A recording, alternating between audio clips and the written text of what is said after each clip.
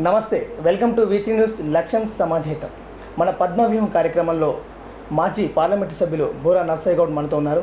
ప్రస్తుత రాజకీయ పరిణామాల గురించి వారిని అడిగి తెలుసుకుందాం. నమస్కారం సార్. నమస్తే.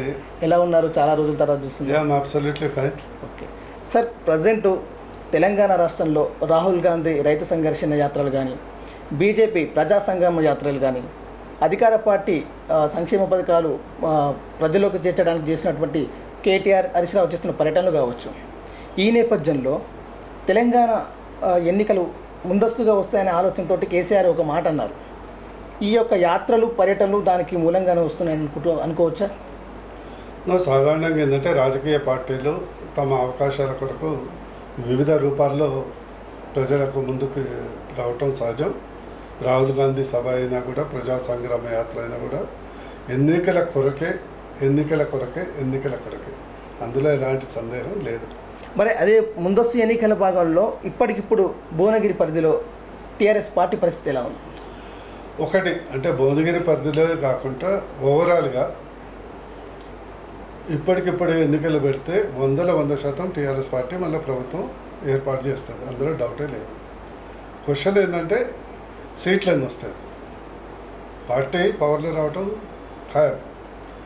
క్వశ్చన్ ఏంటంటే వివిధ రకాలైనటువంటి మార్పులు చేర్పులు అనేది దానికి సంబంధించినటువంటి రాజకీయ ప్రక్రియ గౌరవ ముఖ్యమంత్రి గారు చేయడం జరుగుతుంది. ఈ స్థాయిలో ప్రభుత్వాన్ని ఇతర పార్టీలు ఏర్పాటు చేసే దశలో ఏ పార్టీ ఉందని నేను అనుకోను. అంటే ఇప్పుడు పార్లమెంటు పరిధిలో టీఆర్ఎస్ పార్టీ ప్రభావం బలంగా ఉందని మీరు మీ పరిధిలో ఉన్నటువంటి అంశం కాబట్టి పార్టీ బలంగా ఉందని నేను ఖచ్చితంగా పార్లమెంటు వరకు వస్తే మాత్రం 100% టీఆర్ఎస్ పార్టీ బలంగా ఉంది. మళ్ళా గెలిచే అవకాశం దండిగా ఉంది, అందులో డౌట్ లేదు. ఇది ప్రజలు అనుకున్నటువంటిది. ఎమ్మెల్యేలు కూడా మ్యాక్సిమం పూర్తిగా మేమే గెలిచే అవకాశం ఉంది. దానికి సంబంధించినటువంటి రాజకీయ ప్రక్రియ అనేది గౌరవ ముఖ్యమంత్రి గారు చేయడం జరుగుతుంది. ఇప్పుడు వచ్చే ఎన్నికల్లో ఎంపీగా పోటీ చేయకుండా ఎమ్మెల్యేగా వస్తున్నారని చర్చ జరుగుతుంది. దీంట్లో వాస్తవం ఎంత? చూడు, ఎమ్మెల్యేగానా ఎంపీగా అనేది ప్రజాక్షేత్రంలో నేను ఎమ్మెల్యే లేకున్నా ఎంపీ లేకున్నా ఓడిపోయినా కూడా నెక్స్ట్ డే నుంచి ఈరోజు కూడా ప్రజాక్షేత్రంలో ఉన్నాను. For me peoples are the parliament and assembly. So రాజకీయ పార్టీగా గౌరవ ముఖ్యమంత్రి గారు రేపు ఎమ్మెల్యేగా అవకాశం ఇస్తే ఎమ్మెల్యేగా చేస్తాను, ఎంపీగానే చేయమంటే ఎంపీగానే చేస్తాను, ఇంకా వేరే పరిధిలో చేయమంటే ఖచ్చితంగా నా సేవలు దానికి అందిస్తాను. నా ధ్యేయం చాలామందికి ఏంటంటే రాజకీయ పదవే వాళ్ళ లక్ష్యం. నేను తెలంగాణ రాష్ట్రం సుభిక్షంగా ఉండాలి, ఆర్థికంగా ఎదగాలి, తెలంగాణ రాష్ట్రం చైనాతో సరిపడి పర్ క్యాపిటల్ ఇన్కంలో పోటీ పడాలనేది నా యొక్క తపన. టు బి ఫ్రాంక్, నా యొక్క మానసిక తపన కానీ రాజకీయ తపన కానీ, దానికి కేసీఆర్ గారి యొక్క రచన చేసే వివిధ పథకాలకు కానీ ప్రాజెక్టులు కానీ ప్రజలకు తీసుకెళ్ళి దాన్ని సఫలీకృతం చేయటం, సక్సెస్ చేయటమే మా యొక్క భాగస్వామ్యం. ఇప్పుడు అధిష్టానం ఎలాంటి బాధ్యతలపై చెప్పినా బూరా నర్సయ్య గౌడ్ ముందు ఉంటారు, అధిష్టానం ప్రకారం నడుచుకుంటారు అంతే. ఇప్పుడు బీసీ నాయకుడిగా చెప్పుకునేటువంటి మీరు గత ఎన్నికల్లో బీసీ సంఘాల మద్దతు కూడగొట్టడంలో విఫలమయ్యారని అంటే? నేను ఒకటి ఏంటంటే, టు బి ఫ్రాంక్ ఏంటంటే, నేను బీసీ అయినంత మాత్రం బీసీ నాయకుడినే కాదు, అందరి ప్రజలను అందరు వాడిని. మీకు ఒక విషయం తెలవాలి, నేను ఎస్సీల కొరకు కొట్లాడతాను, ఎస్టీల కొరకు కొట్లాడాను, బీసీల కొరకు కొట్లాడాను, అగ్రకుల పేదల కొరకు కూడా కొట్లాడాను. పార్లమెంట్లో అగ్రకుల పేదల కొరకు మాట్లాడిన ఏకైక ఎంపీ నేనే.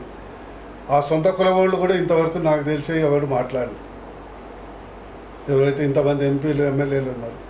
సో నాకేంటంటే నేను అందరు వాడిని. నెంబర్ 1, ఖచ్చితంగా బీసీలకు సంబంధించింది, బహుజనులకు సంబంధించింది, అట్టడుగు వర్గాలకు సంబంధించినటువంటి ఆర్థిక, విద్య, రాజకీయ ఎదుగుల గారి కొరకు ప్రత్యేకమైనటువంటి ఫోకస్ ఉంటుంది.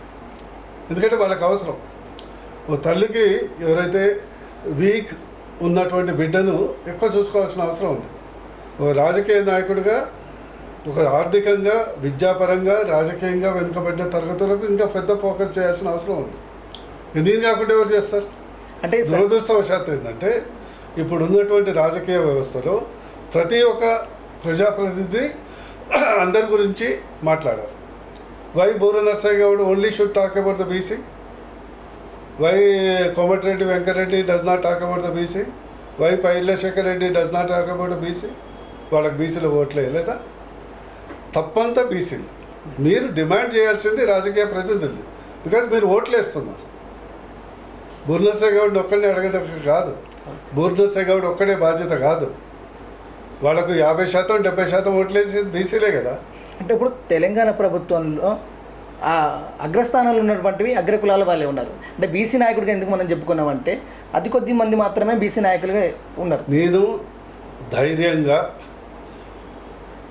గౌరవ ముఖ్యమంత్రి గారికి, నేను ఎందుకంటే నిస్వార్థపరుడు, నాకు ఎలాంటి వ్యక్తిగతమైనటువంటి అవసరాలు లేవు. నిస్వార్థంగా ఏదైతే ప్రజలకు అవసరం ఉందో, అది బీసీ కానీ, ఓసీ కానీ, ఎస్సీ కానీ, ఎస్టీ కానీ, వాళ్ళ యొక్క అవసరాలని గౌరవ ముఖ్యమంత్రి గారికి నిస్వార్థంగా భయం లేకుండా అడుగుతాను. నా బాధ్యత. అడగకుండా అమ్మాయినా పెడుతుందా? మా ముఖ్యమంత్రి నేను అడగకుంటే పక్క రాష్ట్ర ముఖ్యమంత్రి అడుగుతుందా? అందుకొరకు ఆ ముద్ర పడ్డది. ఆమె హ్యాపీ. అంటే వ్యవస్థలో, సమాజంలో ఈ రాజకీయాలు అంటే ఇలాంటి మాటలు రావడం వాస్తవమే సార్. ఎందుకంటే బీసీ నాయకుడిగా మీకంటూ ఒక కొంచెం ప్రాధాన్యత ఉంటుంది. ఒక బీసీ నాయకుడు రావాలనే ఆలోచన మీద కొన్ని మనకు కూడా పదవులు రావాలని ఖచ్చితంగా ఉంటుంది. ఇప్పుడు పదవనే కాదు, ఇప్పుడు ఏదైనా కుల వృత్తులకు నిధులు కావాలనుకో, బూర నర్సయ్య గౌడ్ ఖచ్చితంగా అడుగుతాడు. మా ముఖ్యమంత్రి నేను అడుగుతాను, సార్ ఇది చేశారు, సంతోషం, ఇది చేయాల్సి ఉంది, ప్లీజ్ చేయండి అని అడుగుతాను. ఆ బాధ్యత మరి అగ్రకుల నాయకులు ఎందుకు అడగరు? ఇది ప్రశ్నించాల్సిన బాధ్యత మరి మిన్న వర్గాలకు ఉంది కదా. మీరు వాటిలో ఓట్లకు వేస్తున్నారు కదా. ఒక ప్రజాప్రతినిధి అంటే ఆ ఎమ్మెల్యే ఆ నియోజకవర్గంలో ఉన్నటువంటి అన్ని వర్గాలకు ప్రతినిధి కదా. ఆ ఎంపీ అన్ని వర్గాలకు ప్రతినిధి కదా. ఎంతసేపు కేసీఆర్ని తిట్టుడు, కాంట్రాక్ట్లు, పవర్లు, ఆయన్ని లాగుతాం, ఈయన లాగుతాం, నువ్వేమి చేస్తున్నావు? నీకేం రాజకీయ వ్యాపారమే కావాలి కదా. ప్రజల సమస్యలు ఉంటే ప్రజల సమస్యల కొరకు ఎందుకు ధర్నా చేయవు? తప్పంతా ప్రజలు. నేను మొన్న కూడా చెప్పాను, ఒక గొల్ల కార్మిక మేక కాపరికి ఏమైనా సమస్య వస్తే వాళ్ళు వచ్చి ఓన్లీ యాదవ నాయకులు ఎందుకు కలవాలి? మరి ఆ నియోజకవర్గంలో ఎమ్మెల్యేలకు ఓట్లే ఇట్లే వేరే కులాలకు. అంటే అగ్రకులాలకు సంబంధించినటువంటి నాయకులంతా ఒకటైనప్పుడు బీసీ నాయకులు ఎందుకు అంతా ఒక్కటి కాలేకపోతున్నారు? ఒకటి ఏంటంటే మీరు అర్థం చేసుకోవాలి. మీకు సామెత చెప్తాను, దుక్కి దున్నకుండా వరి పంట వేయడం సాధ్యం కాదు. రాజకీయ విద్య నేర్పకుండా రాజ్యాధికారం సాధ్యం కాదు. ప్రధాన లోపం ఏంటంటే మిన్న వర్గాలు పేదరికంతో కానీ, అవిద్యతో కానీ, రాజకీయ అవిద్య అంటే రాజకీయ చైతన్యం లేకపోవటం వల్ల పవర్ ఆఫ్ పాలిటిక్స్ తెలియదు. సమస్యలు ఏంటంటే power of politics, power of vote, power of political power అనేది తెలియదు. పవర్ ఆఫ్ అసెంబ్లీ తెలియదు. వాళ్ళకి ఎన్నికలు అనేది కేవలం ఒకరోజు జరిగే తంతుగా ఉన్నారు. ఆ మిన్న వర్గాల్లో ఆ చైతన్యం, రాజకీయంగా రాజకీయ విద్య, ఈ ఎంఎస్సీలు, పిహెచ్డీలు ఇవన్నీ పక్కకు పెట్టండి. రాజకీయ విద్య వాళ్ళకి తెలియనప్పుడు ఈ సమస్యలు వస్తాయి. ఇప్పుడు బూర నర్సయ్య గౌడ్ గారికి టీఆర్ఎస్ పార్టీలో ప్రాధాన్యత తగ్గిందా? అందుకే ప్రభుత్వ కార్యక్రమాల్లో చురుగ్గా పాల్గొనలేకపోతున్నారంటే? లేదండి. ఇప్పుడు టీఆర్ఎస్ పార్టీలో ఎలా ఉందంటే మీకు తెలుసుకోవాలి, ఇది ఎమ్మెల్యే బేస్డ్ పార్టీ. అంటే ఎమ్మెల్యే బేస్డ్ చుట్టూ నడుస్తుంది. నియోజకవర్గంలో సంబంధించిన అన్ని కార్యక్రమాలు ఎమ్మెల్యే ద్వారా పరిధిలో జరుగుతాయి. దాంతో ఏమవుతుంది, ఇప్పుడు నేను ఎమ్మెల్యే లేను, ఎంపీ లేను, నేను వ్యక్తిగతంగా అన్ని ప్రోగ్రాంలు వెళ్తా. కానీ ఏదైతే ప్రోటోకాల్ అవసరం ఉన్న అధికారికంగా ఉండే ప్రోగ్రాంలో పాల్గొనటం కూడా సమంజసం కాదు. ఇప్పుడు అధికార ప్రోగ్రాం ఉంటుంది, ఒక ఫౌండేషన్ లేయింగ్ కానీ, ఒక మీటింగ్ కానీ, ఒక రైతు సభ కానీ జరిగినప్పుడు నేను మా పార్టీ పవర్లో ఉన్నానని అది పోయే చైర్ మీద కూర్చోటం అనేది అది సభ్యతకు ప్రోటోకాల్ కాకుండా కూడా మీ పరిధిలో ఉన్నటువంటి అంశం కాబట్టి మీకు ఆ బాధ్యత ఉంటుంది కదా. నేను ఖచ్చితంగా వ్యక్తిగతంగా పోతాను. వ్యక్తిగత రోజు వారంలో 4 రోజులు కనీసం 300 కిలోమీటర్లు తిరుగుతారు. వాళ్ళ సమస్యలు వచ్చినప్పుడు, లేకుంటే వ్యక్తిగత సమస్యలు వచ్చినప్పుడు, పెళ్ళిళ్ళకో, లేకుంటే దానికి సంబంధించినటువంటి పార్టీకి సంబంధించిన మా కార్యకర్తలు ఎవరైనా ఇబ్బంది పడ్డప్పుడు ఖచ్చితంగా వెళ్తారు. కానీ ప్రోటోకాల్ ఉన్నటువంటి మీటింగ్లు ఏవైతే ఉంటాయో దాన్ని అటెండ్ కొందరు అవుతారు దూసుకొని పోయి. ఇక నేను ఒక డాక్టర్ని ఇట్లా ఇప్పుడు విచక్షణ కోల్పోయి నేనైతే అటెండ్ కాలేదు. మీ పార్టీలో ఉన్న వాళ్ళు కొంతమంది మాజీలైనా కూడా ప్రోటోకాల్ను మరిచి ప్రభుత్వ కార్యక్రమం ముందు వెళ్తారు. ఇక ఆ పరిధిలో కింద కూడా మీరు ఉండొచ్చేమో అని కూడా ఒక సందేహం అంతే. అంటే నేను అంటే ఒక నా క్యారెక్టర్కు అది సూట్ కాదు. ఓకే, భువనగిరి ఎంపీగా మీరు చేయలేనటువంటి పనులు ప్రస్తుతం ఉన్నట్టు కోమటిరెడ్డి వెంకటరెడ్డి చేశారా? ఏమన్నా ఉన్నాయా? వారు చేయగలిగింది ఒకటి ఏంటంటే చేస్తున్నారు. కేసీఆర్ గారిని ప్రశ్నిస్తా అని ఆయనే ప్రశ్నగా మిగిలిపోయింది. ఫర్ ఎగ్జాంపుల్ ఈరోజు నేను 5 సంవత్సరాల్లో నేను చెప్పుకోవడానికి ఎయిమ్స్ తెచ్చాను, చెప్పుకోగలను, అందరు చెప్పుకుంటారు. కేంద్రీయ విద్యాలయం తెచ్చాను, పాస్పోర్ట్ ఆఫీస్ తెచ్చాను, జాతీయ రహదారులు తెచ్చాను, కులవృత్తులకు భవనాలు తెచ్చాను, దండుమల్కాపూర్లో ఇండస్ట్రియల్ పార్క్ ఏర్పాట్లు చేపించడంలో నా ప్రధాన పాత్ర ఉంది. ఫార్మాసిటీ మా కేటీఆర్ గారు ఒక మాసపత్రిక అయినటువంటి మా కేసీఆర్ గారి దానికి సంబంధించినటువంటి ప్రాజెక్ట్లో ఒక కీలక భాగం పోషించాను. అదే కాకుండా జాతీయ హోదాలో పార్లమెంట్లో 65 డిబేట్లు పాల్గొన్నాను, 11 ప్రైవేట్ మెంబర్స్ బిల్లు పెట్టాను. ఈ యొక్క ఇరిగేషన్ ప్రాజెక్టులకు సంబంధించిన పర్మిషన్లో అది కాళేశ్వరం కానీ సీతారాం ప్రాజెక్ట్ కానీ నా యొక్క శక్తియుక్తులు ఉపయోగించుకొని మా యొక్క ముఖ్యమంత్రికి బాసటగా అంటే ఉండటం జరిగింది. ఇప్పుడు ఉన్నటువంటి మరి ఎంపీ గారే చెప్పాలి ఈ 3 సంవత్సరాలు నా వల్ల ఫలానిది వచ్చింది అని ఒక్కటి చెప్పమండి. ఇటీవల అది గడ్కర్ తోటి ఒక రోడ్ల గురించి అనుమతి నా వల్లే జరిగింది, నా ప్రయత్నం అని చెప్పుకుంటా కూడా గడ్కరీకి వారు చెప్పినటువంటిది మీరు ఓపెన్గా డిబేట్ పెట్టండి. అది ఎప్పుడు శాంక్షన్ అయింది, ఎప్పుడు నెంబరింగ్ అయింది, ఎప్పుడు శంకుస్థాపన అయింది, అంటే ఎప్పుడు పరిధిలో జరిగింది, ఈరోజు వచ్చి శంకుస్థాపన చేసి అంటారా? ఇప్పుడు కోమటిరెడ్డి 100% ఇప్పుడు Duddeda to జనగాము to Suryapet road నేను ఉన్నప్పుడు శాంక్షన్ అయింది. హాఫ్ రోడ్ కంప్లీట్ అయింది, మిగతాది కాంట్రాక్టర్ ప్రాబ్లం ఉండి ఇప్పుడు మళ్ళా గడ్కరీ గారు దాన్ని మళ్ళీ ఇనాగ్రేషన్ చేశారు. అంటే ఇప్పుడు బూర నరసయ్య గౌడ్ గారి ప్రతిపాదన ఇప్పుడు కోమటిరెడ్డి గారు పబ్బం కడుతున్నారు అన్నట్టు. అంతే. ఇప్పుడు నేను యాదాద్రి మన ఎయిమ్స్ శాంక్షన్ చేయించాను, మెడికల్ కాలేజ్ స్టార్ట్ అయిపోయింది, దానికి ఫండ్స్ రావాలి 1200 కోట్ల రూపాయలు. కనీసం ఒక్కసారి నన్ను పోయావా? 29 కోట్లు వచ్చినాయి. 1200 కోట్లకు ఇప్పటివరకు 29 కోట్లు వచ్చినాయి. నేను మరిపల్లి ఓఆర్ఆర్ నుంచి భద్రాద్రికి మీరు శాంక్షన్ చేయించాను. అప్పుడు నేను ప్రధానంగా మా సహచర ఎంపీ సీతారాంకే నాయకుడు, ఎందుకంటే ఆయన నియోజకవర్గం శాంక్షన్ చేయించాను. ఈ 2 సంవత్సరాలు మన కోవిడ్ కారణంగా దాన్ని ఇనాగ్రేషన్ డిలే అయిపోయింది, మన చేశారు. RRR ఉంది కదా, RRR మేము ఉన్నప్పుడు ఎమ్మడిపడి నేను ఒక్కడే కాకుండా నేను మా ప్రభాకర్ రెడ్డి ఎమ్మడిపడి దానికి నెంబరింగ్ చేయించాను దక్షిణ పార్ట్. అది కాక ఇంక కొత్తగా ఏమొచ్చింది చెప్పండి, కొత్త రోడ్డు కానీ కొన్ని సందర్భాలలో ఇప్పుడు నేను కేంద్రీయ విద్యాలయం ఉంది, నేను వచ్చినప్పుడు బిల్డింగ్ శాంక్షన్ అయింది, స్కూల్ కూడా నడుస్తుంది, బిల్డింగ్కు ఫండ్స్ కూడా శాంక్షన్ చేయించాను, ఇప్పుడు పిల్లర్స్ నడుస్తుంది. అదే కొన్ని సందర్భాలలో కోమటిరెడ్డి వెంకటరెడ్డి ఏమన్నారంటే పార్టీలకు అతీతంగా మా ప్రాంత ప్రజల కోసం అభివృద్ధి కార్యక్రమాల కోసం నేను ఏ పార్టీని కలవడానికి సిద్ధమే అన్నారు. అంటే చెప్పుకోవడానికి ఖచ్చితంగా కలవచ్చు. అందులో నేను బీజేపీ గవర్నమెంట్ కాకుంటే శ్రీలంక పోయి కలవలేదు, అందులో తప్పేం లేదు. ఖచ్చితంగా ఏంటంటే నేను చెప్పగలను, నాయకులు 2 రకాలు ఉంటారు. ఒకళ్ళు రాజకీయ పదవి అనేది వాళ్ళకు, రాజకీయం అనేది వ్యాపారం, అది విజిటింగ్ కార్డ్ అన్నమాట. వాళ్ళ యొక్క కాంట్రాక్టర్లకు వ్యాపారాలకు ఈ యొక్క రాజకీయ పదవి ఎంపీ పదవి అనేది విజిటింగ్ కార్డు, ఎమ్మెల్యే కానీ బూర నరసయ్య గౌడ్కు ఇది అభివృద్ధికి visiting card. That is the difference. I can challenge anything. బూర నరసయ్య గౌడ్ ఎంపీ పదవి అనేది నా యొక్క నియోజకవర్గ అభివృద్ధికి అది విజిటింగ్ కార్డు. ఈరోజు మీరు చూడండి, నేనున్నప్పుడు నగరకల్ టు తుంగతుర్తి ద్వారా నేషనల్ హైవే వేయించాం. రాష్ట్రంలో ఫస్ట్ సిమెంట్ రోడ్. ఒకప్పుడు తుంగతుర్తిలో 1,00,000 2,00,000కి ఎకరం దొరికేది, ఇప్పుడు 50 లక్షలకు తక్కువ లేదు. ఒక రోడ్డు వల్ల చాలామంది లక్షల మంది కోటీశ్వర్లు. So this is the important part. ఏంటంటే దురదృష్టవశాత్తు మళ్ళీ అదే చెప్తున్నాను, మిన్న వర్గాలకు రాజకీయ విలువ తెలియదు, ఓటు విలువ తెలియదు.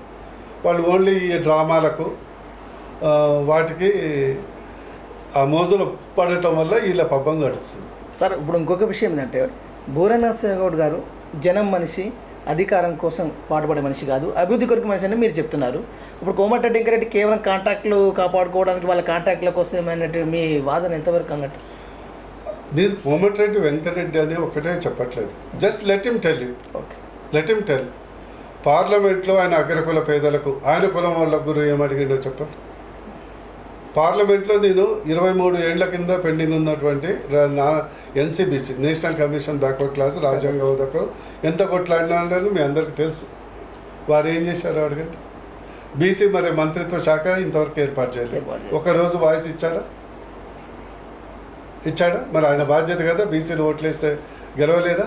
ఎస్సీలు ఓట్లేస్తే గెలవలేదా? మరి బీసీలకు 1,400 కోట్లే బడ్జెట్ కేటాయించారు. కనీసం నీ బాధ్యత ఏంది? ఒక ఎంపీగా బాధ్యత ఏంది? ఆ స్టేట్లో మినిస్టర్ని కలవటానికి, దీనికి పడటానికి మంత్రి పదవి కాదు కదా, ఈ ఎంపీ పదవి కాదు కదా. నేను కోమటిరెడ్డి వెంకరెడ్డి గురించి వ్యక్తిగతంగా అంటలే, ఐఎమ్ టెలింగ్ ఇన్ టోటల్ రాజకీయ నాయకులు. నేను నిజంగా చెప్తున్నాను సూర్య, ఈరోజు ఎవరైతే సోకాళ్ళు ఓసీ ఎంపీలు ఎమ్మెల్యేలు ఉన్నారో వాళ్ళ వల్ల ఎక్కువ నష్టపోయేది ఆ యొక్క వర్గాల పేద మధ్యతరగతి వర్గాలు. మీకు ఎగ్జాంపుల్ చెప్పను. ఒక ఇన్సిడెంట్, రియల్ ఇన్సిడెంట్ నా ఎన్నికల్లో జరిగింది. నేను ఎంపీగా ఉన్నప్పుడు ఒక వ్యక్తి, ఒక పిల్లగాడి యువకుడు మంచి ఒక స్కూల్ నడిపించేది మా నియోజకవర్గంలో. చాలా సందర్భాల్లో 2-3 సార్లు నన్ను వివిధ ఫంక్షన్లకు పిలిచాడు. ఆయన స్కూల్కి సంబంధించి ఇష్యూ వస్తే కూడా నేను 2-3 హెల్ప్ చేశాను. చేసిన తర్వాత సరే ఎన్నికలు వచ్చాయి. సరే ఆయనకు బంధుత్వమో లేకుంటే దూర బంధుత్వమో చుట్టరికమో మా యొక్క ప్రత్యర్థి అభ్యర్థి కోమటిరెడ్డికి కలిసి ఆయనకు వర్క్ చేశాను. తప్పేం లేదు, వ్యక్తిగతం. ఇది యథార్థ ఘటన నేను చెప్పేది, కల్పితం కాదు. అయిపోయింది, ఎన్నికలు అయిపోయినాయి. తదుపరి ఒక 3 నెలల తర్వాత నా దగ్గరికి వచ్చారు చాలా గిల్టీ ఫీలింగ్తో. సార్ నేను చాలా తప్పు చేశాను, మీరు నన్ను ఎంతో హెల్ప్ చేశారు, స్కూల్కి కానీ ఇది కానీ నేను ఎప్పుడు పిలిచినా వచ్చారు, కానీ నేను ఎంత తప్పు చేసిందో నేను గమనించాను. ఎందుకంటే నాకు బంధుత్వంతో నాకు పెళ్లి కొరకని సంబంధం వాళ్ళ బంధువుల్ని తీసుకొని వచ్చారు. వాళ్ళ సమీప బంధువుల అమ్మాయిని ఈ బాబుకు పెళ్లి కొరకు సంబంధం వచ్చింది. వాళ్ళ ఇంటికి పోయి ఫస్ట్ మమ్మల్ని అడిగిన క్వశ్చన్ ఏంటంటే, నేను మంచి విద్యార్థిని, పిహెచ్డి, ఒక మంచి స్కూల్ నడిపిస్తున్నాను. ఫస్ట్ నన్ను అడిగింది క్వశ్చను, నీకు ఎంత వస్తుంది? 2, ఆ స్కూల్ బిల్డింగ్ లీజ్ తీసుకొని నడిపిస్తున్నా, వాళ్ళు నా సొంతం అనుకున్నారు. అది లీజ్ తీసుకున్నాను చెప్పగానే నా ముఖం మీద చాలా అసభ్యకరంగా, నువ్వు మాకు సూడు కాదని లేచి వెళ్ళిపోయాడు. నీ హోదా నాకు సరిపోదు అంటే నేను ఎంత తప్పు చేశాను. నేను మా వర్గం, మా కుల దృక్పథంతో ఆయనకు ఓట్లు వేపించి గెలిపిస్తే వాళ్ళు మా యొక్క ఓట్ల ద్వారా 100 కోట్లు సంపాదించి నన్ను కనీసం ఒక కింది వర్గాల కంటే హీనంగా చూసి కనీసం నాకు ఇష్టం లేదనే చెప్పొచ్చు, కానీ నువ్వు మా హోదాకు సరిపోవని ముఖం మీద చెప్పి వెళ్ళిపోయారు. అంటే ఈరోజు చాలామంది ఈ యథార్థంగా జరిగే సంఘటనలు నేను చాలా చూశాను. మధ్యతరగతి స్పెషల్లీ ఓసీలలో వాళ్లకు ఆస్తి లేకుంటే ఈ యొక్క నడమంత్రపు శనితో వచ్చిన వాళ్ళు ఉంటారు కదా రాజకీయ నాయకులు, కాంట్రాక్ట్లు ఆ పదవి ద్వారా వాళ్ళ కులాలనే వాళ్ళకు అంటరాని వాళ్ళు అయిపోతున్నారు. ఇప్పుడు ఉన్న కులాలు కాకుండా డబ్బులు ఉన్నోళ్ళు, డబ్బులు లేనోళ్ళు లేదు. అప్పటి వరకు వాళ్ళని వాడుకుంటారు. డబ్బులు అయిపోయిన తర్వాత వదిలేస్తారు. సార్ ఇంకో ఆ విషయం పక్కన పెడితే అపరచానుకునేటటువంటి కేసీఆర్ రాజకీయ వ్యూహకర్త అయిన పీకే వారి వంటి సలహాలు తీసుకోవడం ఎంతవరకు సమంజసం, ఇట్లా చూసుకోవచ్చు దీన్ని? సరిగా ఒకటి చెప్పనా, జాతకాలు చూసేవాడు జాతకాలు రాసేవాడిని జాతకం మార్చడానికి ప్రయత్నం చేసినట్టు ఉంటుంది. ఎందుకంటే కేసీఆర్ గారు మీరే చెప్పారు అపరిచానికుడు.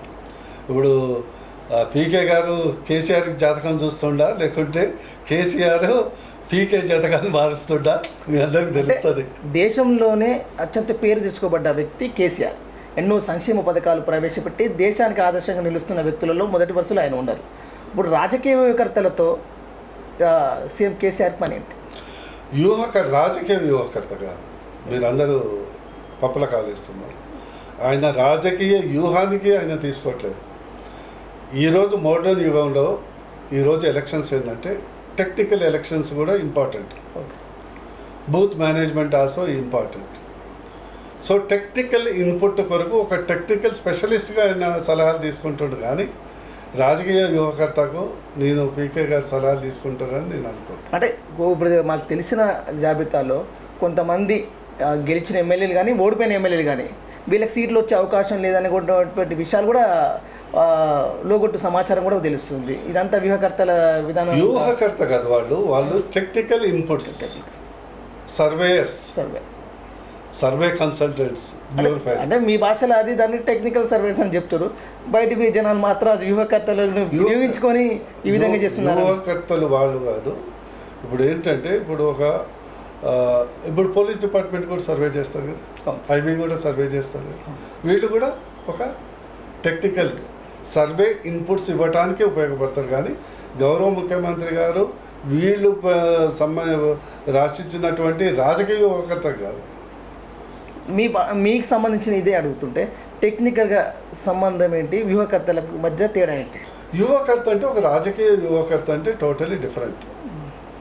దానికి రాజకీయ వ్యవస్థలో ఉన్నటువంటి వ్యక్తి, ప్రజలతో సంబంధం ఉన్న వ్యక్తి, రాజకీయ వ్యూహానికి సంబంధించినటువంటి వీళ్ళు టెక్నికల్ ఇన్పుట్స్ ఇస్తారు. ఫర్ ఎగ్జాంపుల్ భువనగిరి పార్లమెంట్లో ఇన్ని ఓట్లు ఉన్నాయి, ఇంతమంది ఉన్నారు, ఈ సర్వే ప్రకారం ఇంతమందికి పాజిటివ్ ఉంది, ఇంత నెగిటివ్ ఉంది, ఈ పథకాల వల్ల కొంత దీని నెగిటివ్ ఉంది, ఈ పథకాల వల్ల ఇంకా పాజిటివ్ ఉంది, ఈ వర్గాల్ని మనం ఇంకా సాటిస్ఫై చేయాలి, ఈ వర్గాలు సాటిస్ఫైడ్ ఉన్నారు. ఇవన్నీ టెక్నికల్ డేటా.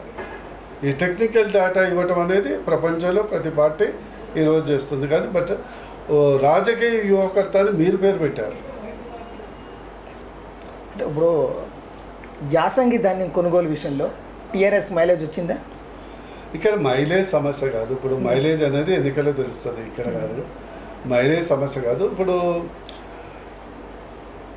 నేను అదే చెప్తున్నాను కదా, there are 2 types of politics. ఒకటి పాజిటివ్ పాలిటిక్స్, ఒకటి నెగిటివ్ పాలిటిక్స్. నేను గతంలో కూడా కేంద్ర ప్రభుత్వంలో ఉన్నప్పుడు చాలా సందర్భాల్లో మంత్రులు కలిసినప్పుడు you play positive politics because you are in a power, not negative politics. అంటే కేసీఆర్ ప్రతి గింజ మేమే కొంటామని చెప్పి ఢిల్లీలో చేసి నిరసన దీక్ష వెంటనే తెల్లారొచ్చి యూటర్న్ తీసుకోవడంలో ఆంతర్యం ఏమేమి ఉందంటారు? మీకు చాలా సందర్భాల నుంచి, చాలా ఏళ్ళ నుంచి కేసీఆర్ చూస్తున్నాను. కేసీఆర్ ప్రతి ఒక్క అడుక్కు అనేక కోణాలు ఉంటాయి. ఆయన you turn, left turn, right turn ఉండదు. అది కేసీఆర్ టర్న్.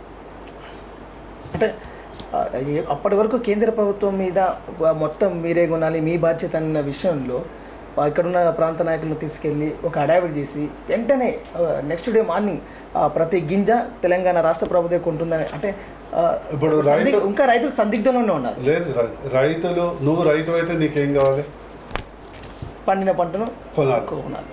అది కేంద్ర ప్రభుత్వమా, రాష్ట్ర ప్రభుత్వమా, మిల్లరా, సంబంధం లేదు కదా. కేంద్రం కొనలేదు, నెక్స్ట్ రాష్ట్రం ఏం చేయాలి? బాధ్యత తీసుకుని కొనాలి.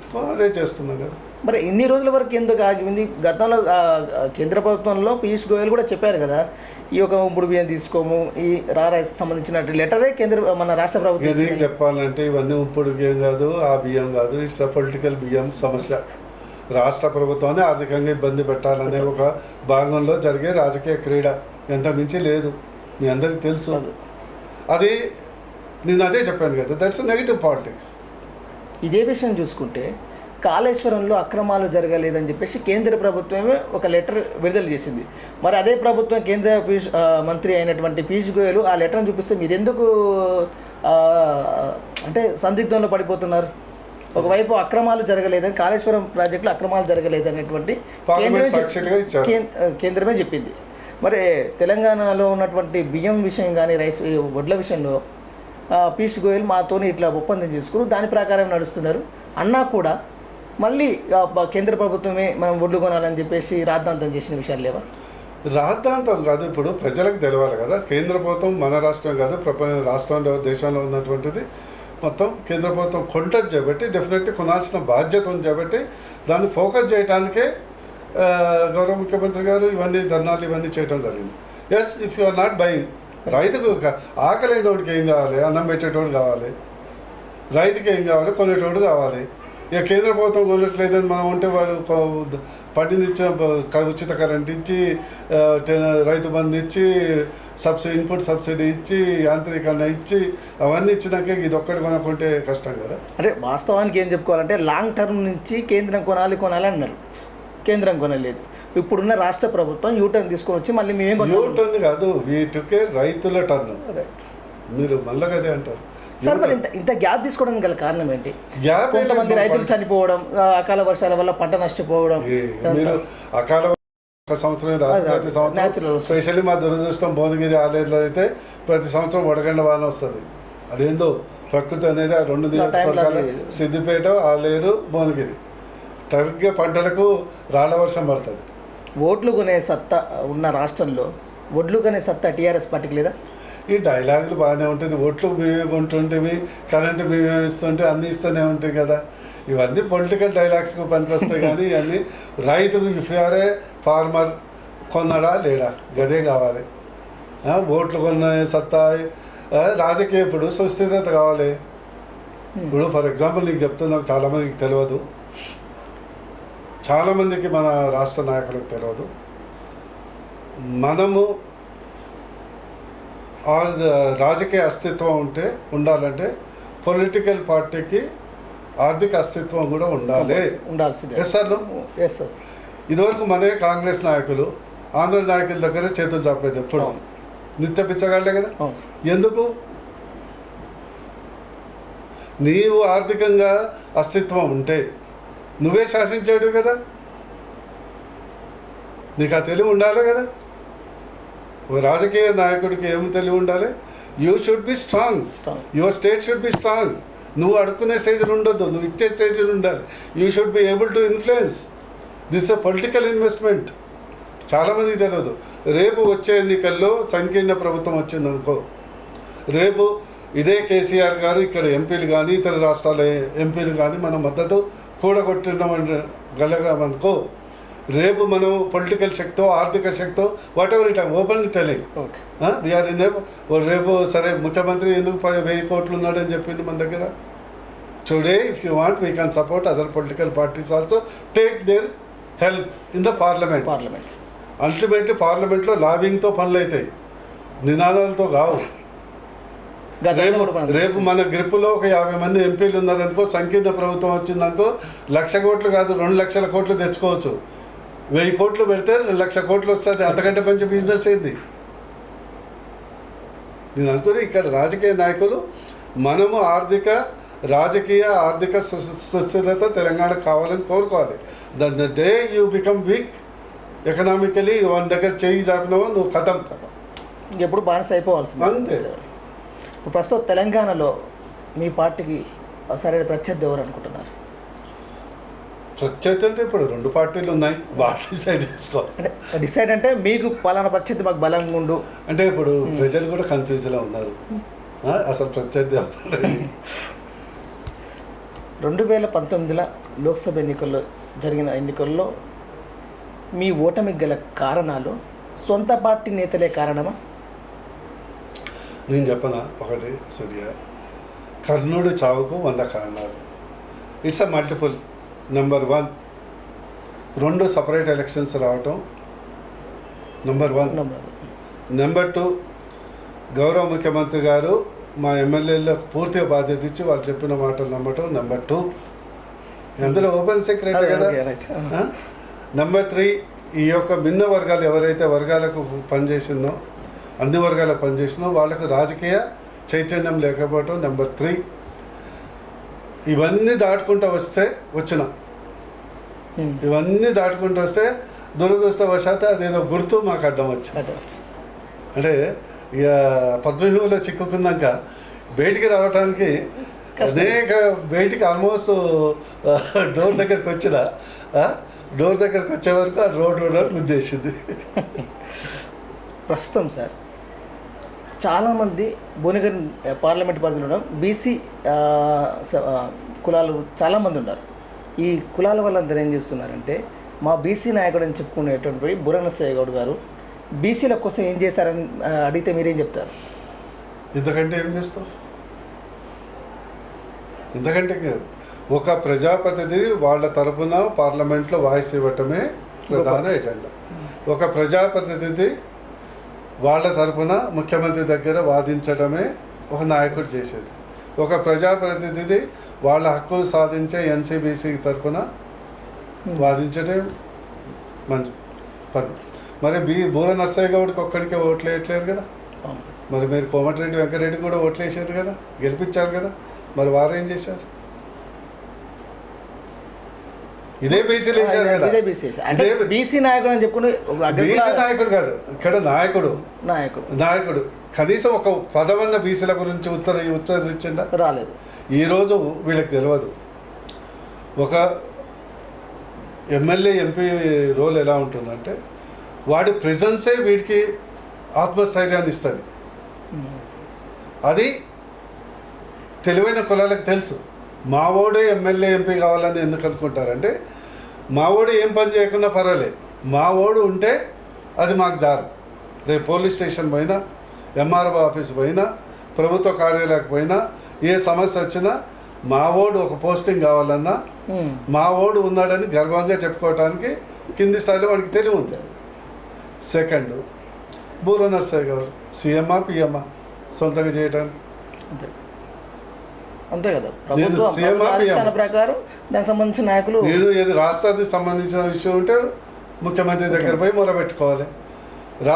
కేంద్ర ప్రభుత్వానికి సంబంధించిన ఇష్యూ ఉంటే కేంద్ర పార్లమెంట్ ఏం చేశాను అడుగుతుండగా. అదే మరి కోమటిరెడ్డి వెంకరెడ్డి కానీ, ఇంకో మా ఉత్తమ్ కుమార్ రెడ్డి కానీ, ఇంకో నాయకుడు కానీ మరి ఏం చేశారు? మీ తరపున కనీసం ఒక పదమన్న వాడేరా పార్లమెంట్లో? వాడలేదు. మరి మీరు గాడి దగ్గర వేసి ఆవుకు పాలు పిండాలంటే వస్తాయా? బూర నరసయ్య గౌడ్ ఒక్కడు ఉంటే సరిపోద్దా? మరి పార్లమెంట్లో అసెంబ్లీలో 50 మంది బీసీ ఎమ్మెల్యే ఉంటే ముఖ్యమంత్రి ఇంకా ఎక్కువ చేస్తాడు.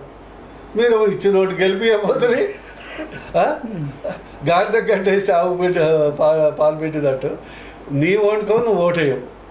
ఎంతసేపు నాకేం చేసాడు వ్యక్తిగతంగా ఏమైనా చేస్తారా? మరి ఉన్నోటు ఏమైనా చేసిండా? అని నీ కొరకు ఏమైనా రిప్రజెంట్ చేసిండా? అడిగినావా? కులవృత్తుల కొరకు కనీసం వాయిస్ లేపిండా? ఎంతసేపు కాంట్రాక్ట్లు కేసీఆర్ అక్కడ అవినీతి చేసిండు అంటే నాకు వచ్చే బడ్జెట్ ఆయన తీసుకుంటాడు, ఇట్లాంటి ఆరోపణలు తప్పితే. సార్ ఇప్పుడు ప్రెసిడెంట్ రాజ్యసభ ఆశావాలకు టికెట్ వచ్చే అవకాశం ఉంటుంది. అందులో పలు పేర్లతో పాటు మీ పేరు కూడా ఉంది. ఇప్పుడు రాజ్యసభ సభ్యుడిగా మేము బుర్ర నరసయ్య గౌడ్ని చూస్తామా? టీఆర్ఎస్ పార్టీలో there is only one boss. There is no scope for lobbying. మేమేదో ప్రయత్నం చేయటం, రేసులు ఉండటం, రేసులు లేకపోవటం ఏముండదు. కేవలం గౌరవ ముఖ్యమంత్రి గారు, టీఆర్ఎస్ ప్రెసిడెంట్ కేసీఆర్ గారు ఏమి అనౌన్స్ చేస్తారో గదే అవుతుంది. ఇప్పుడు కేంద్ర ప్రభుత్వం ప్రవేశపెడుతున్న పన్నులు ప్రజల మీద భారం అవుతుంది. ఏదైతే పెట్రోల్, డీజిల్, గ్యాస్, నిత్యావసర వస్తువులు గురించి రాష్ట్ర ప్రభుత్వం పోరాటం చేస్తుందో అదే రాష్ట్ర ప్రభుత్వం కరెంటు బిల్లులు కానీ, బస్ ఛార్జీలు కానీ, రోడ్ ట్యాక్సులు కానీ, అంటే రాష్ట్ర పరిధిలో ఉన్న రోడ్ ట్యాక్సులు కానీ, ఇంటి పన్నులు పెంచారు, డబల్ పెంచేస్తారు. ఇప్పుడు దీని గురించి ఎవరు పోరాటం చేయాలంటారు? నువ్వు ఒకటి ప్రజలు అర్థం చేసుకోవాలి, మీరు కూడా అర్థం చేసుకోవాలి. ఏ ప్రభుత్వం, నాట్ ఓన్లీ టీఆర్ఎస్ ప్రభుత్వం కానీ కేంద్ర ప్రభుత్వం కానీ అంతిమంగా ఎట్లా నడుస్తుందండి? పన్నుల పోయిందే కదా. టీఆర్ఎస్ పార్టీ సొంతగా ఏమన్నా మనీ ప్రింట్ చేసి అయితే కాదు కదా. అంటే మీరు ఒక రాష్ట్రానికి పన్నుల రూపంలో రావాలని ఆదాయం వింటారు నెక్స్ట్. That is one. పన్నులు అనేది సహజంగా ఇట్స్ నిరంతర ప్రక్రియ పెంచడం అనేది. థర్డ్ ఏదైతే ఉందో ఆర్థిక దిగ్బంధం ఏదైతే జరుగుతుందో ఈరోజు దురదృష్టవశాత్తు కేవలం సెస్ ద్వారానే 3,30,000 కోట్ల రూపాయలు 4 లక్షల కోట్లు కేంద్ర ప్రభుత్వం పెట్రోల్ మీద పన్ను వసూలు చేసింది, ఎక్సైజ్ డ్యూటీ. దురదృష్టం ఏంటంటే అందులో ప్రభుత్వ వాటా. సెస్ అంటే కేవలం ప్రభుత్వం. కానీ అదే పన్ను అయితే ఇద్దరికి రావాలి కదా. ఆ పన్ను వచ్చి ఉంటే మేము వీటిని కూడా ఏనారు అక్కర్లే కదా. అందుకొరకు ఏంటంటే మన దేశంలో జరుగుతున్నటువంటి ఒక రాజకీయ ఏంటంటే రాష్ట్రాన్ని ఆర్థిక ఇబ్బందులు చేసేటువంటి అనేక ప్రక్రియ నడుస్తుంది. That is the negative politics. Not only this state, all states will suffer. మన దేశం బాగుపడాలంటే రాష్ట్రాలు బాగుపడాలి. దేశం ఆర్థికంగా ఎదగాలంటే రాష్ట్రం ఎదగాలి. రాష్ట్రం ఎదగాలంటే రాష్ట్రంలో ఉన్నటువంటి కుటుంబాలు ఎదగాలి. అంతే కదా. దేశం అంటే మట్టి కాదు, దేశం అంటే మనుషులే. మనుషులు ఆర్థికంగా ఎదిగినప్పుడు రాష్ట్రం ఎదుగుతుంది, రాష్ట్రం ఎదిగినప్పుడు దేశం ఎదుగుతుంది. అది వదిలిపెట్టి దేశ సంపద వేరు, రాష్ట్ర సంపద వేరు, ప్రజల సంపద వేరు అనుకుంటే ఎట్లయితుందండి? ఇప్పుడు యు ఆర్ దేర్, నీ ఇన్కమ్ యాన్యువల్ ఇన్కమ్ 5 లక్షలు ఉందనుకో, రేపు 10 లక్షలు అయితే రాష్ట్ర సంపద పెరిగినట్టే కదా, జీడిపి. మరి దేశ సంపద పెరిగినట్టే కదా. దురదృష్టవశాత్తు ఆ ప్రక్రియ జరగట్లేదు. చివరిగా ఒక ప్రశ్న సార్, వచ్చే ఎన్నికల్లో బూర నర్సయ్య గౌడ్కి టికెట్ ఇవ్వకపోతే ఏ పార్టీ అభ్యర్థి తెరాసలోకి వచ్చినా, సొంత పార్టీలో ఉన్న అభ్యర్థిని పెట్టినా ప్రచారంలో మీరు పాల్గొంటారా, మద్దతు ఇస్తారా, లేకపోతే పార్టీ మారే అవకాశం ఉంటుందా? ఒకటేంటంటే మీరు ఏంటంటే ఊహాజనితమైనటువంటి క్వశ్చన్ అడుగుతున్నారు. నాకు సంబంధించినంత వరకు ప్రజల్లో ఉండటం, నేను సామాజిక రాజకీయ నాయకుడు, దానికి ఏ ఒక్క టికెట్ అవసరం లేదు. Till my death I'm going to work for the peoples welfare. And నా ఏకైక ఎజెండా అంటే నిమ్న వర్గాలు ఆర్థికంగా ఎదగాలి. అంతకంటే వేరేది అంటే నిమ్న వర్గాలు ఆర్థికంగా ఎదగాలంటారు సార్. కానీ ఒకవేళ పార్టీ వేరే అభ్యర్థికి ఇస్తే మీరు ప్రచారంలో పాల్గొంటారా? నేను ఖచ్చితంగా ఇప్పుడు పార్టీ అభ్యర్థికి టికెట్ ఇచ్చినప్పుడు ప్రచారంలో పార్టీలు ఉన్నప్పుడు పాల్గొనకుండా ఉండలేము కదా. లేకపోతే పార్టీ మారే అవకాశం ఉంటుంది, నాకు సీట్ రాలేదు, నేను కంటెస్టెడ్, ఇవన్నీ హైపోథెటికల్ క్వశ్చన్స్. పార్టీ మారే ఇప్పుడు నాకు టీఆర్ఎస్తో ఉన్న సంబంధం కేవలం రాజకీయ సంబంధం కాదు. తెలంగాణ ఉద్యమం నుండి నేను రాజకీయాలు నేర్చుకుంది, నాకు రాజకీయ గురువు ఎవరు? కేసీఆర్ గారు. సో మా అనుబంధం కేవలం పొలిటికల్. ఇప్పుడు 3 ఏళ్ల నుంచి నాకేమి ఇవ్వలే కదా. మరి మా సహచర ఎంపీలు కవితకు, వినోద్కు రకరకాలుగా ఇచ్చారు కదా. నేను ఎప్పుడన్నా అసంతృప్తి వ్యక్తపరిచిందా? ప్రజల్లో ఉండకుండా ఉన్నానా? వేరే వివిధ పార్టీలు ఎవరన్నా ల్యూర్ చేసినా దాంట్లో పోయినా? పోలే కదా. అంటే మాకున్నటువంటి సంబంధం ఏంటంటే ఉద్యమకాల సంబంధం అని చెప్పి అంత ఈజీగా తెంపుకునే సంబంధం కాదు, కేవలం రాజకీయ సంబంధమే కాదు. తెలంగాణ పార్టీ ఉన్నంతవరకు కేసీఆర్ అడుగుదాడలు నడుస్తారు, చివరి వరకు పార్టీ ఆదేశాల మీదనే బూర నర్సయ్య గౌడ్ పాత్ర ఉంటుంది ఖచ్చితంగా. ఇప్పుడు ఒకటేంటంటే నేను ఒక సామెత చెప్పాలా? ఇంగ్లీష్లో ఒక సామెత ఉంది, known devil is better than unknown angel. అంటే తెలవని దేవత కంటే తెలిసిన దయ్యం బెటర్. సో ఇక మీకు అర్థమైంది అనుకుంటా. Okay sir, thank you. ఈరోజు మాకు ఇంతటి సమయాన్ని కేటాయించి మాకు మా ఛానల్ వారికి మీ యొక్క విశేషాలు తెలుసు. ధన్యవాదాలు. Thank you very much.